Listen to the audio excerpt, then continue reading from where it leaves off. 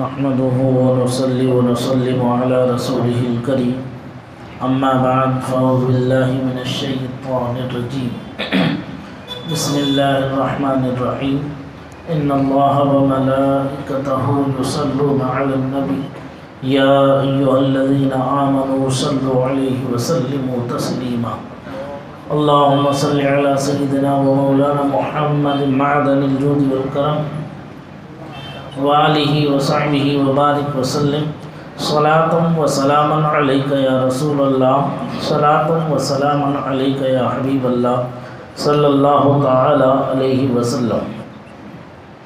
حضرات کرام، آپ حضرات نے کل حضرت معاذ بن جبل رضی اللہ تعالی عنہ سے مروی احادیث مبارکہ کو سماعت کیا تھا۔ یہ مشکوٰۃ شریف کی دوسری فصل یہاں اس میں مکمل ہو گئی، اور اب انشاءاللہ تیسری فصل جو ہے مشکوٰۃ شریف کی یہاں سے شروع ہوگی۔ اس باب میں گناہ کبیرہ اور نفاق کی علامتوں کا بیان ہے۔ گناہ دو قسم کا ہے، ایک گناہ صغیرہ اور ایک گناہ کبیرہ۔ گناہ صغیرہ جو ہے نیکیوں کے کرنے سے معاف ہو جاتے ہیں، لیکن گناہ کبیرہ جو ہے اس وقت تک معاف نہیں ہوں گے جب تک کہ بندہ سچے دل سے توبہ کر کے اپنی توبہ پر قائم نہ رہ جائے۔ اور توبہ بھی کیسی؟ ایسی توبہ کہ اس کے بعد اپنی زندگی میں کبھی اس گناہ کی طرف نہ پلٹ کر کے جائے، ایسی توبہ۔ گناہ کبیرہ جو ہے،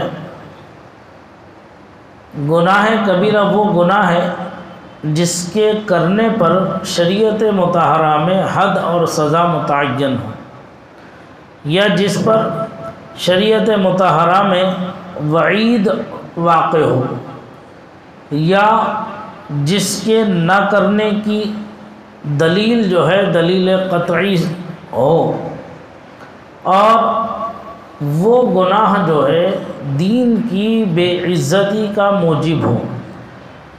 کہتے ہیں اور جو گناہ اس نوعیت کا نہ ہو وہ صغیرہ ہے۔ گناہ کبیرہ کی تعریف سمجھ میں آ گئی؟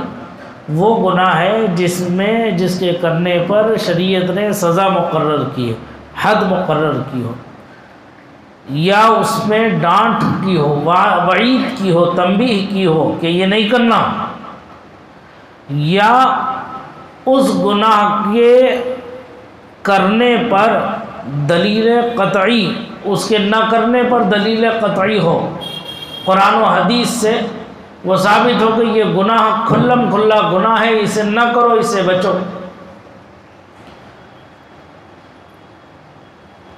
اور وہ گناہ بشری تقاضوں میں کر لیتا ہے تو وہ گناہ جو ہے دین کی بے عزتی کا سبب بن جائے۔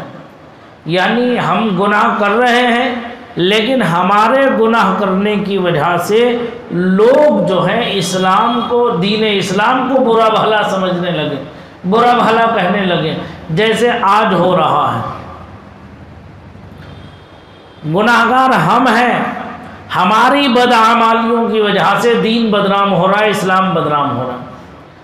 ہم چند ٹکوں کی وجہ سے جھوٹ بول کر کے، سامنے والے کو دھوکہ دے کر کے، دھوکہ ہے، نہ مسلمان کو دینا جائز ہے نہ کافر کو دینا جائز ہے، جھوٹ ہے، نہ مسلمان کے حق میں بولنا جائز ہے نہ کافر کے لیے بولنا جائز ہے، اور جھوٹے پر اللہ نے لعنت فرمائی ہے۔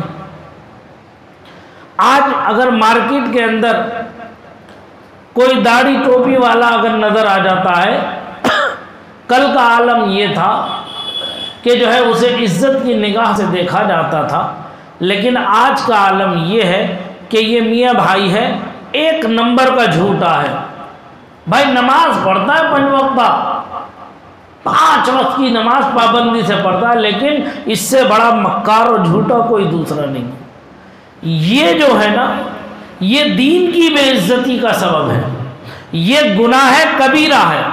ہم چند لمحے کے فائدے کے لیے ہم اپنے دین و ایمان کا سودا کر دیں، دنیا کے آسائش کے لیے، دنیا کے آرام طلبی کے لیے کیا ہم اتنے گر گئے کہ ہم اپنے ہی دین کا سودا کر بیٹھیں جا کر؟ کتنی شرم کی بات ہے یہ کہ اس طرح سے کرنے سے ہم بدنام نہیں ہو رہے بلکہ مذہب بدنام ہو رہا، ہمارا دین بدنام ہو رہا۔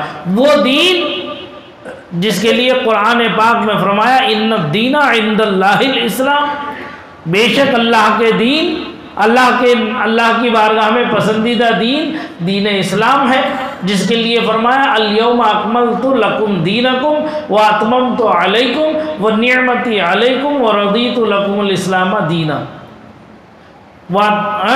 جو ہے اللہ نے دین تمہارے لیے مکمل فرما دیا، اپنی نعمتوں کو پورا فرما دیا، اور دین اسلام سے اللہ راضی ہو گیا۔ اس دین اسلام کی بدنامی کا سبب ہم بن رہے ہیں، کتنے بڑے شرم کی بات ہے یہ۔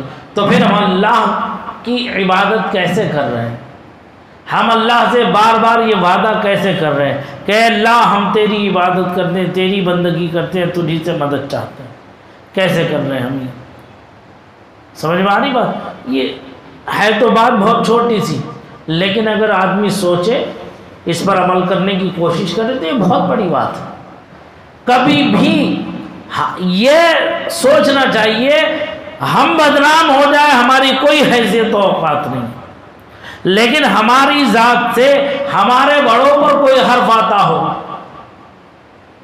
کوئی شاگرد کوئی بدعملی کرے تو وہ یہ سوچے کہ میری ذات سے اگر میں بدنام ہو جاؤں تنہا تو ٹھیک، لیکن میری ذات سے میرے استاد پر حرف پہنچتا ہو، زد پہنچتی ہو ان کے عزت و وقار کو، ان کی عظمت کو، تو اسے نہیں کرنا چاہیے، اسے باز آ جانا چاہیے۔ کوئی مرید اپنے پیر کی عزت کو سامنے پیش نظر رکھتے ہوئے کوئی ایسا عمل کر دے جس سے کہ پیر کی عزت پر حرف آتا ہو، تو پھر وہ مرید کیا رہے گا؟ صرف استاد ہو، پیر ہو، شیخ ہو، کیا جب وہ سامنے ہوگا تبھی اس کی تعظیم ہوگی، اس کی عزت ہوگی؟ نہیں، اگر وہ مسند پر موجود بھی نہ ہو تو اس کی مسند کا بھی احترام کرنا چاہیے، اس کی مسند پر جا کر بے دریغ بیٹھ نہیں جانا چاہیے۔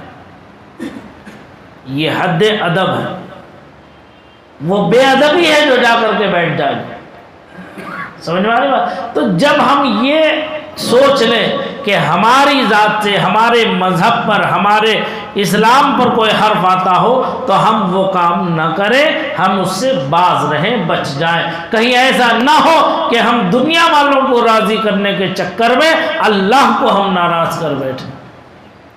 دین کسی کا نہیں ہے، دین اسلام تو اللہ کا پسندیدہ دین ہے، اللہ کا محبوب دین ہے۔ جو اللہ کو محبوب ہو ہم اسے بدنام کریں تو کیا اللہ ہم سے راضی ہوگا؟ نہیں ہوگا۔ اس لیے ہمیں بچنا چاہیے۔ سمجھ میں آ رہی بات؟ اور کہتے ہیں احادیث مبارکہ میں کبیرہ گناہوں کی تعداد جو ہے کچھ مذکور ہوئی ہے، لیکن اور بہت سے ہیں، وہ اسے شمار کرنا بھی بڑا مشکل کام ہے، لیکن بعض حضرات نے جو ہے اسے شمار کرنے کی کوشش کی ہے، جہاں تک جس محدث شارح تک جو باتیں پہنچی انہوں نے اس میں سے جمع کرنے کی کوشش کی ہے، اپنی نظر میں جتنا ان کا علم تھا اپنے علم کے مطابق ان چیزوں کو انہوں نے جمع کیا۔ ہم کسی سے یہ نہیں کہہ سکتے کہ انہوں نے مکمل پورے علم کا احاطہ کر لیا، پورے علم کا احاطہ تو صرف سرکار ہی کی ذات ہے جو کر سکتی، سرکار کے علاوہ کوئی نہیں کر سکتا۔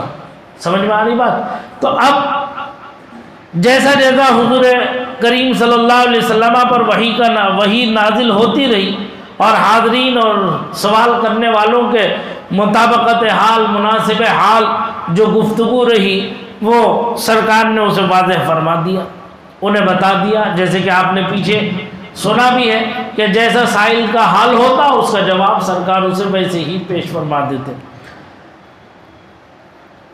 بعض حضرت مولانا جلال الدین دبوانی رحمۃ اللہ تعالیٰ علیہ نے شرح عقائد عضدیہ میں بعض اصحاب شافعیہ کی جانب سے جن کبائر گناہوں کی تعداد لکھی ہے وہ اس طرح ہے: نمبر 1 قتل ناحق، کسی کا ناحق قتل کر دینا۔ نمبر 2 زنا، یہ کبیرہ گناہ ہے، بڑے بڑے گناہ۔ بھیا اگر تم ڈڈا لگا کے چھوڑ دو تو قریب آ جاؤ ذرا، اللہ کی رحمت گھیرے رہتی ہے۔ ہاں میں آخری بات عرض کر رہا ہوں، چند چیزیں ہیں، باقی کی تفصیلات تو انشاءاللہ کل عرض کروں گا۔ نمبر 1 ناحق قتل، نمبر 2 زنا، نمبر 3 لواطت، نمبر 4 چوری، نمبر 5 شراب اور ہر ایسی نشہ آور چیز پینا جو شراب کے حکم میں داخل ہو۔ جیسے آج کل جو کھانسی کا سیرپ وغیرہ آتا ہے، جو دوائیاں آتی ہیں، ان دوائیوں کے اندر الکوہل پڑا ہوتا ہے۔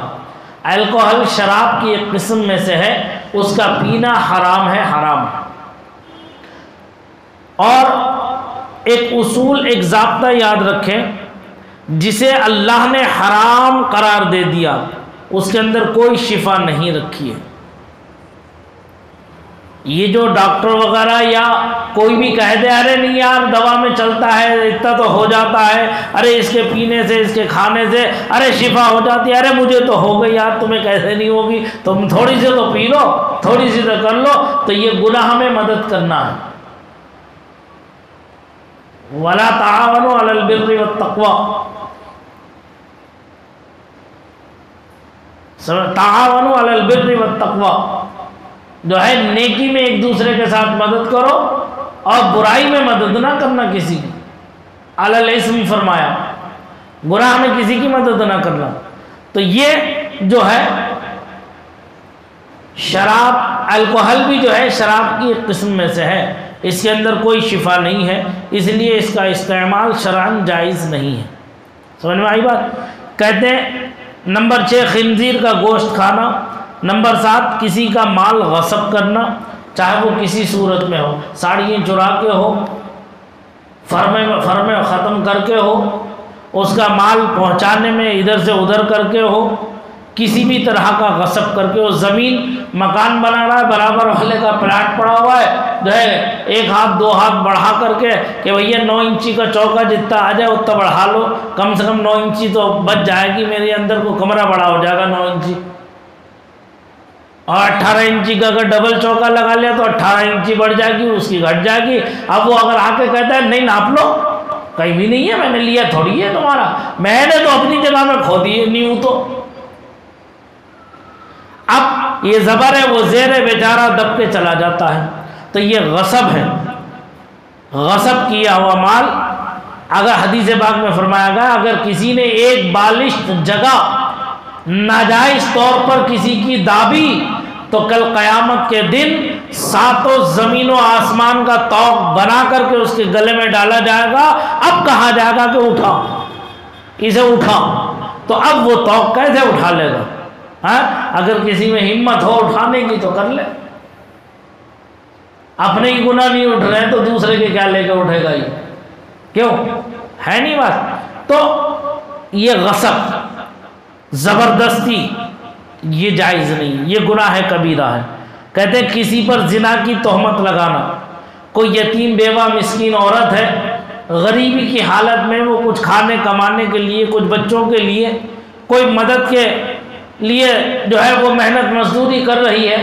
جیسے آج کے ہم اپنے یہاں کے حالات کو دیکھ لیں بھائی، آج گھر گھر جو ہے ساڑیاں لے جا کے ڈال دیتے ہیں جال بننے کے لیے، وہ ٹیکا لگانے کے لیے اور کیا کیا کرنے کے لیے۔ اب اگر وہ کام کے لیے آدمی آ رہا ہے بار بار، حالانکہ شرعاً پردے کا اہتمام ہونا چاہیے لین دین کے معاملات میں، اگر پردے کا اہتمام نہیں ہے تو گناہ تو ہے ہی، لیکن اس کی اس غریبی کا فائدہ اٹھا کر اس کے اوپر تہمت لگا دینا، ارے فلاں اس کے گھر زیادہ جاتا ہے، کیا معلوم کیا چکر چل رہے، خواہ وہاں بیٹھے ہوئے ہوٹل پہ چائے کا کشٹ لگ رہا، ارے یار وہ اس کے گھر بار بار جاتا رہتا، پتہ نہیں کیا چل رہا اندر معاملہ۔ یہ گناہ عظیم ہے، کسی دوسرے کے اوپر کسی کی پاک دامنی پر الزام لگانا یہ بہت بڑا گناہ ہے، اس لیے بچنا چاہیے ان چیزوں سے۔ اور کہتے جھوٹی گواہی دینا، اب تیری میری کچھ محلے کے بدماش ہیں، ان کے سامنے شام کو آ کے اسے بتا دیے میں ایک فیصلہ کرنے بیٹھ رہا ہوں، میں کہہ دینا اس نے ایسے ہی کہا تھا، اب ہاں ارے نہیں کیا بات کر رہے ہو بھائی، سامنے تیرے منہ پہ میں جھوٹ بولوں تو میرا کیا کر لے گا؟ زبردستی آبائل مجھے مار والا قصہ، ارے تو نے کہا نہیں بھی بولا تو نے کہا، جیسے آج کل ہے بھائیوں بہنوں ان سے بڑا جھوٹا اور مکار کوئی نہیں ہے، ہاں پورے ملک کا سودا کر دیا، پھر بھی جو ہے ان سے بڑا کوئی دیش بھکت نہیں ہے۔ سمجھ میں آ رہی بات؟ تو یہ جھوٹی گواہی دینا، 500 روپے اس نے گواہی دے کے گیا، اس سے مال لیا، 500 روپے اسے اٹھا کے دے دیا، اسے کیا جا رہا زبانی تو ہلانا تھی، جا کے 500 روپے مل کے جیب میں ڈالا، آ گیا، یہ حرام ہے، حرام۔ کسی کے حق میں جھوٹی گواہی نہیں دینا چاہیے۔ 10 نمبر سود کھانا۔ نمبر 11 بلا عذر شرعی رمضان کا روزہ توڑنا۔ بہت سے لوگوں کو دیکھا رمضان میں روڈوں پہ کھاتے پیتے ہیں، یہ شرعاً ناجائز و حرام ہے، ایسے لوگوں کے لیے بہت سخت وعیدیں آئی ہیں قرآن و حدیث کے اندر۔ نمبر 12 جھوٹی قسم کھانا۔ دیا ہے 10 ساڑیاں، کہہ رہا 15 ساڑیاں لے گیا مجھ سے تو ارے بھائی تو نے 10 ہی دی ہیں، نہیں تو قسم سے اللہ کی قسم میں نے یار 15 دی ہیں تجھے ساڑیاں۔ اور وہ بیچارہ غریب کہہ رہے یار نہیں تو نے مجھے 10 ہی دی ہیں، بھائی لکھا ہوا ہے دے، اپنے پاس کچھ اور لکھا، اس کی ڈائری میں کچھ اور لکھا، بولے تو نے لکھ لیا ہوگا، یہ خود لکھتا ہے۔ یہ جھوٹی قسم کھانا، قطع رحمی کرنا، جان بوجھ کر رشتہ داروں سے تعلقات کو ختم کرنا اس بنیاد پر کہ وہ میرے معیار کا نہیں ہے، وہ غریب ہے میں امیر ہوں، میں بڑے بنگلے میں رہ رہا ہوں، میں بڑی بلڈنگ میں رہ رہا ہوں، میرے بھائی کا، میرے چچا کا بیٹا ہے، میری بہن کا بیٹا، میری بہن ہی کیوں نہ ہو، اگر وہ غریب و یتیم ہے، وہ غریب و مسکین ہے تو کیا ہم بڑی بلڈنگ کی وجہ سے ان سے رشتہ داری ختم کر دیں گے؟ سرکار فرماتے ہیں سل من قطعک واحسن الی من اساء الیک، تو اس سے رشتہ توڑ، تو اس سے رشتہ جوڑ جو تجھ سے ناتا توڑے، اور تو اس کے ساتھ حسن سلوک کر جو تیرے ساتھ برا سلوک کرے۔ استغفر اللہ۔ کہتے ہیں پھر اس کے بعد کہتے ہیں مسلمان ماں باپ کو ناحق تکلیف دینا۔ آج کل ماں باپ کو بہت ستا رہے ہیں، اس لیے کوئی شاد و آباد نہیں ہے، کوئی خوش نہیں ہے، زندگی گزر گئی کماتے کماتے، پھر بھی جو ہے جھونپڑی میں ہی رہ رہا ہے۔ کیوں؟ ماں باپ کو ستایا ہے، ماں باپ کے اوپر ظلم کیا ہے، ماں باپ کی نافرمانی کی ہے، پیسہ تو آتا ہے بہت، کماتا تو بہت ہے، لیکن اس کے پاس رکتا بھی نہیں ہے، پتہ بھی نہیں چلتا، ہاں کچھ چوری میں چلا جاتا ہے، کچھ ڈکیتی میں چلا جاتا ہے، کچھ بیماریوں میں نکل جاتا پیسہ، رکتا نہیں ہے۔ وہی آج 11 مہینے اس بلڈنگ میں رہ لیا تو کہتا ہے بھائی یا تو کرایہ بڑھا نہیں تو سامان بڑھا، یا کرایہ بڑھا نہیں تو سامان بڑھا، اب ہے نہیں دے پاس پلے کے لیے تو وہ اس سے کم میں مکان ڈھونڈتا جاتا ہے، وہ بڑی بلڈنگ میں رہ رہا تھا اب چھپر کے مکان میں آ گیا۔ یہ ترقی کی ہے۔ ماں باپ کو ناراض کرنے والا، ماں باپ کو تکلیف دینے والا کبھی خوش نہیں رہ سکتا، شاد و آباد نہیں رہ سکتا۔ سمجھ میں آ رہی بات؟ اب کہتے ہیں جہاد میں کفار کے مقابلے سے بھاگ جانا۔ میدان کارزار ہے، اگر یہ دیکھ رہا ہے کہ وہ حاوی آ رہے ہیں تو اور ڈٹ کے سامنے کھڑا ہونا چاہیے، نہ کہ میدان چھوڑ کے بھاگنا چاہیے۔ مدد تو اللہ کی ہے، طاقت تو اللہ کی ہے، قوت تو اللہ کی ہے، کامیابی تو اللہ کی طرف سے، لیکن تم مضبوطی کے ساتھ قائم رہو۔ یتیموں کا مال کھانا، بھائی کا انتقال ہو گیا اور اس کے بچے ہیں، اس کی بیوہ ہے، دیکھا گیا بڑی بلڈنگ مکان ہے تو لا بھائی میں کفالت کر لوں گا، ارے میرے بھائی کے بچے لاؤ، میں رکھ لوں گا، میں سرپرستی کر لوں گا۔ اب سارا مال جتنا ان کا ہے وہ سب سمیٹ کے اپنے پاس کو لے رہا ہے، ان کا مال کھا رہا ہے، اپنا مال بچا رہا ہے۔ یہ بھی شرعاً جائز نہیں ہے، گناہ کبیرہ ہے۔ کہتے ہیں وزن و پیمانے میں خیانت کرنا. آپ لوگ دیکھتے ہیں یوٹیوب وغیرہ پر، دیکھ کتنے ٹھیلے والے ہیں، آم بڑے بڑے اچھے اچھے دکھاتے ہیں، وہ سامنے سے اٹھا کے دیتا ہے، وہ تھیلی اتنی بڑی کر کے اندر کو ایک ڈالتا ہے، دوسرے نیچے کو گرا لیتا ہے، اور جو ہلکا والا ہوتا ہے وہ اٹھا کے ڈال دیتا ہے اس کی تھیلی میں. اور ترازو جو باٹ ہوتی ہے اس کے نیچے کچھ نہ کچھ چمک ایسا لگا رہتا ہے کہ وہ کھینچتا رہتا ہے نیچے کو وزن. کیوں؟ کیونکہ وہ جلدی سے بیٹھ جائے نیچے کو آ کے اور کم وزن ہو جائے. 1 کلو کی جگہ 900 گرام دے کے بھیج رہے. یہ گناہ کبیرہ ہے. اور پھر اس کے بعد جیسے یہ ہے اب کام کاج کرتے ہیں، چونکہ میں اس لیے یہاں کے حالات کو پیش نظر رکھ کے بات کر رہا ہوں تاکہ ہم لوگ ان چیزوں سے بچ سکیں. اب جیسے ساڑیوں کے لیے دانے وانے ہیں، دھاگے واگے ہیں، جو کلو کے حساب سے ہی تو ملتے ہی ہیں، دانے وانے تولوا کے جو بٹنے کے ہیں، اور وہ وہی اسی میں سے جو ہے اس نے نظر بچائے، اس نے تھوڑے سے دانے گرا لیے اپنے پاس، اور تھوڑے تھوڑے کر کے 1-2 کلو بچا لے گا، کیا کر لے گا بھائی اس میں. لیکن نیت خراب ہے، نیت خراب ہے، تو وہ 1-2 کلو بچا کے کیا فائدہ ہوگا تیرا؟ لیکن نیت خراب ہے اور سامنے والے کو نقصان ہے. اب ایسے ہی جال بننے کے لیے دھاگے دیے جاتے ہیں گھروں پہ، اور عورتیں اور بہنیں مائیں اور گھر والے بنتے رہتے ہیں اور وہ دانے وانے چپکاتے رہتے ہیں. تو اب اس میں سے جو ہے جو بچا ہوا ہے وہ شرعاً حق ہے کہ اس کا اسے واپس کر دیں. جس نے تمہیں مال دیا ہے، تمہیں اپنے پاس رکھنے کا اختیار نہیں، تمہاری مزدوری وہ دے رہا ہے، تم نے جو کام کیا ہے اس کام کی اجرت وہ تمہیں دے رہا ہے، تو اس کا بچا ہوا مال اسے واپس کرنا یہ شرعاً لازم و ضروری ہے. اپنے پاس آپ روک نہیں سکتے.